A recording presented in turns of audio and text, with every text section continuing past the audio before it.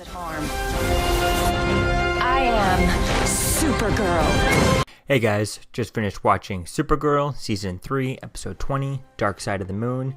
What an episode. It was awesome having Erica Durant's in this episode throughout the whole episode, and it's really cool now that she's kind of, looks like she's set up to permanently be on the show, or potentially be recurring on the show. So, we start off this episode, picking up right off from where we left last episode, with Supergirl and Mon-El going out to find the meteorite, the rock that they need to stop to and cure Samantha areas of rain. And they find a city where they find a meteorite with this huge city on it. And then Alex is attacked she's hanging out with Ruby out in the park. And they find out that it's a piece of Krypton. It's actually and Aurora Zor-El is alive, and it's actually Argo City, which is pretty interesting because if in the comic books, if we go back to Action Comics 252, first appearance of Supergirl, Kara Zor-El, she's actually from Argo City in that version, the pre-crisis storyline, back in that comic book issue 252. Kara actually was born after Krypton had exploded, and she lived on Argo City for about 15 years until she was sent away off of that city after it was about to destroy, it was about to blow, it was about to get falling apart as it got hit by another meteorite. So I think it's going to be interesting to see where things go with this idea. I think it's going to be cool setting up Argo City now that it's set up. But one of the questions that I kept having about this throughout the whole episode, and they never really answered, was how long of a trip was it for Mon-El and Supergirl? Did it take them a day to do it? Take them a couple of hours? Take them 5 minutes? We have no idea, you know. How hard was it on John's ship to do that? You know, was it really far to go there? Did it have to stay in hyperspeed a long time? You know, is it taxing on the ship? Can she go there if she ever, if she wants to be there? Does it take 5 seconds to get there, 5 minutes to get there? Really, can she be like, oh, I want to go have dinner with my mother, so I'm going to just zip back. Oh, cool. Another thing would be cool later on to figure out is, can Alex go there? Can humans go there and there? Because how cool would it be to see Alex meet Kara's birth mother? How cool would it be to see Jeremiah and Eliza Danvers meet Alex's Supergirl's birth mother? That would be such a cool idea, getting the two mothers to interact with, having all those legendary actors, those legacy actors all in one scene would be such a cool thing to see. That it would be really awesome to see. So it really would be cool to get an idea as to how far it is, really. I mean, I know Wynn probably mentions it in the last episode, but really how hard was that? It just says a bunch of things, a bunch of space bumbo jumbo, really. So how far was it? How taxing was it on John's ship, and how many people can fit in that car? Could the whole Danvers family go there for Christmas, go there for Easter, go there for whatever, just to hang out and meet Kara's birth mother? Would be really cool, getting that, or at least maybe having her mother come over to Earth. That would be probably the more reasonable option, but it would be quite cool to see that and to see them teaming up. So I think it could be quite interesting to see that, and I'm glad that they're finally bringing her on, because they set her up as Kara's mother, and hasn't been in a full episode. This was like the first time a full episode, but all the parts before was never really like a full 40 minute episodes worth of scenes. Now she finally has her full episode, and hopefully we can have a few like this, and we can set her up for a few more if they bring the planet right not too far from Earth. That could be really cool if it's just outside of the solar system, right? Or just within the Earth solar system. That'd be quite cool. So Wynn ends up watching Ruby and playing and hanging out with her, and they have a bit of a chat talking about who's having the worst day, and she obviously wins with her mother trying to kill her and stuff, and he talks about how he knows all that, so they're kind of bonding a little bit there, which was quite interesting there. The Kara asks the Argo City Council for a piece of the rock to cure rain, and that's when they end up giving it to her.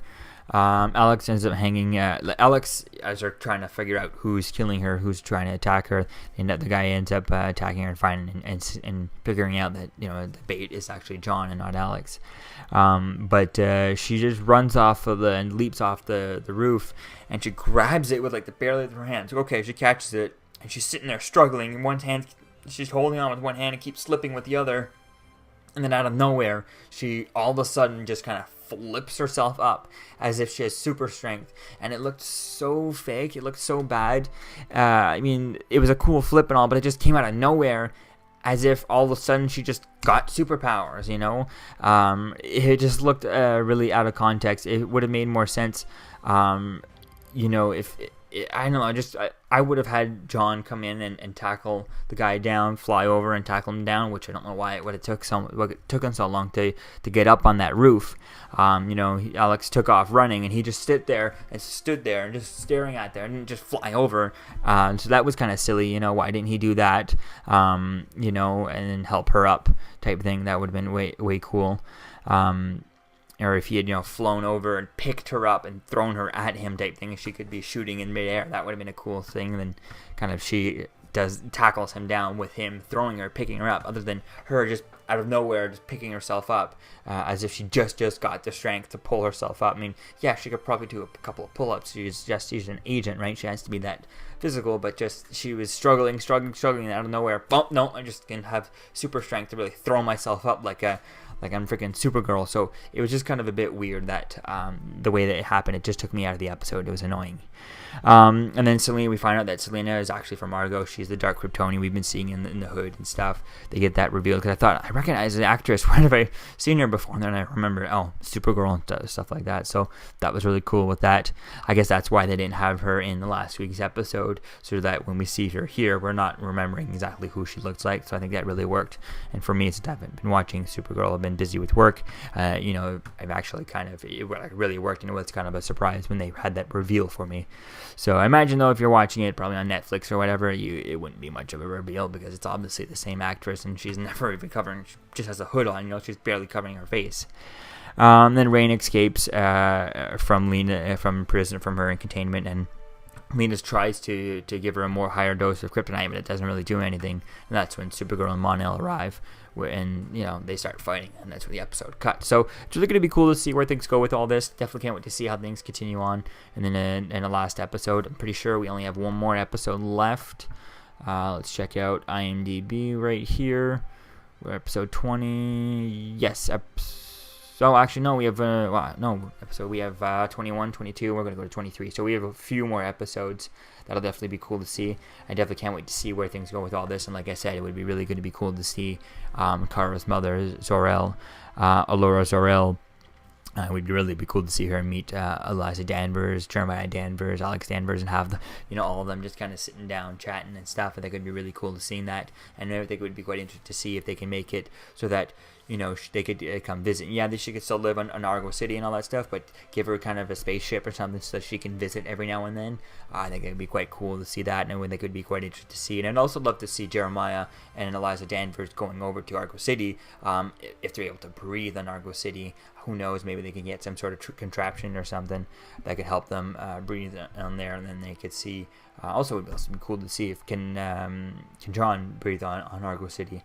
I'd imagine he'd be able to, but it would also be cool to see different things like that, and to see just to having the Danvers family, you know, Eliza, Jeremiah, and Alex all on Argo City, so they can, you know, see their Kryptonian culture, see what's left, see the Kryptonian symbols. And it would also be cool to see Superman join there, but I feel like they're not going to if they're going to bring back Superman, they're going to do it in a different way rather than just have him for fun hanging out on Krypton type thing. That would be quite cool.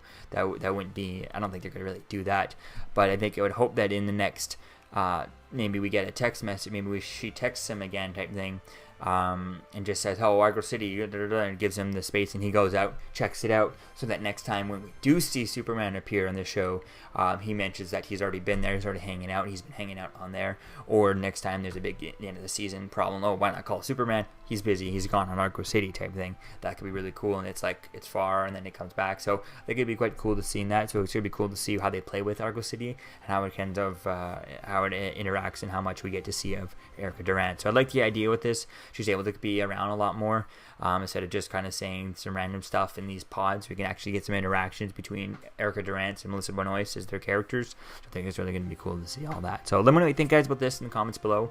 Where do you think things are going to go? How do you think things are going to happen?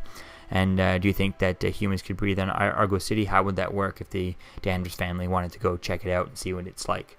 Let me know what you think, guys, in the comments below, and I'll see you guys in the next video. Peace out. I'm Captain America, here to talk to you about one of the most valuable traits a soldier or student can have. Subscribing. Sometimes Subscribing. is the key to victory. Sometimes it leads to very little, and it seems like it's not worth it. And you wonder why you waited so long for something so disappointing. How many more of these? You're still here. Don't forget to like, comment, and subscribe, guys. Peace. It's over.